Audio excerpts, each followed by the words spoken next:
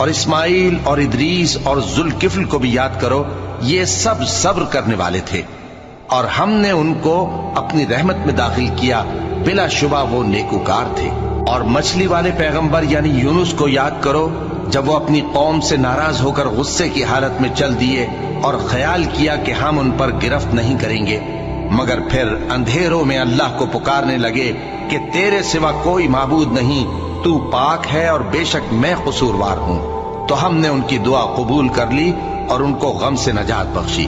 اور ایمان والوں کو ہم اسی طرح نجات دیا کرتی ہیں۔ اور زکریا کو یاد کرو، جب انہوں نے اپنے پروردگار کو پکارا کہ پروردگار مجھے اکیلا نہ چھوڑ، اور تو سب سے بہتر وارث ہے، تو ہم نے ان کی پکار سن لی اور ان کو یحییٰ بخشے اور ان کی بیوی کو اولاد کے قابل بنا دیا۔ یہ لوگ لپک لپک کر نیکیاں کرتے اور ہمیں امید اور خوف سے پکارتے اور ہمارے آگے عاجزی کیا کرتے۔